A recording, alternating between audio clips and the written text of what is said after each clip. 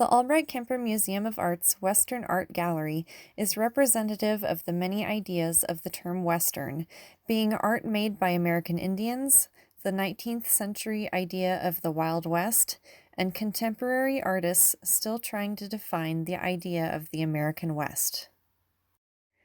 The collection includes pottery from the Southwest, dating as far back as 1450 CE, but it also includes modern examples such as pots by Maria and Julian Martinez, contemporaries such as Bill Glass, and many other artists. Maria Montoya Martinez was a modern Pueblo potter who experimented with and perfected her distinct style of blackware pottery, reviving lost techniques. Pottery was traditionally women's work, but her husband Julian decorated the pots Maria made with traditional Pueblo and popular Art Deco style imagery. They became famous artists, bringing their craft to fine art status and becoming so popular that their entire community profited from the pottery market. Native American masks were traditionally made for use in ceremonies, but artists also saw a market in selling them to collectors as art objects. Many of the masks in the collection were made in the Pacific Northwest for sale, not ceremony.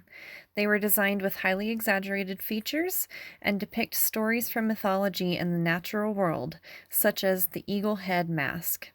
One of the masks currently on display depicts an entire story about birds surrounding a solar eclipse and is decorated with shining lava shell. George Catlin was a portrait artist from Philadelphia. He moved to the then frontier city of St. Louis and traveled west of the Mississippi River to study Native Americans on 5 different expeditions in the 1830s. His portraits were some of the first to depict proud and dignified people in contrast with the savage Indian propaganda more often seen during that time period.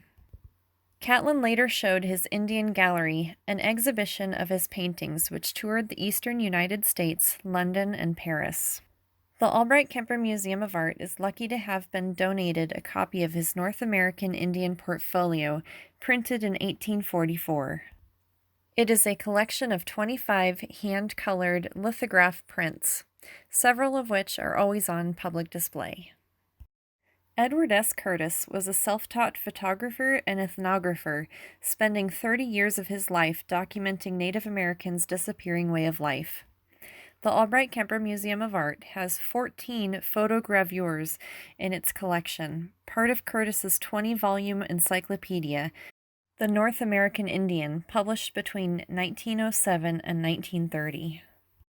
The books were not well circulated because of their cost, which defeated Curtis's intent to educate the American public on Native peoples. His hired team's research included the photographs, motion pictures, sound recordings, and books full of notes on every aspect of their way of life. Portraits began as a simple fascination with the other, but the more he got to know them, the more Curtis became an advocate for Native peoples who had been forced onto reservations and were struggling to survive. Luis Jimenez was an artist who lived and worked in the American Southwest. His artwork often holds underlying messages about people and their plights.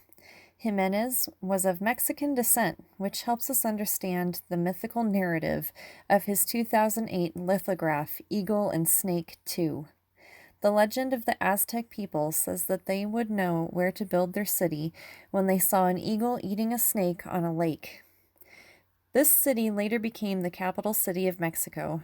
Jimenez's print includes barbed wire, bullets, an arrowhead, a plastic water bottle, a woman's high-heeled shoe, and an agave plant, all of which are socially charged symbols of violence and immigration. Olaf Horst started life as a stunt rider in Denmark. He made his way to America when he was 19, served in the 5th Cavalry in Texas for 3 years, then became a ranch hand for 2 years in the American Southwest. He was a mounted police officer in New York City for 20 years, then moved to California in his retirement.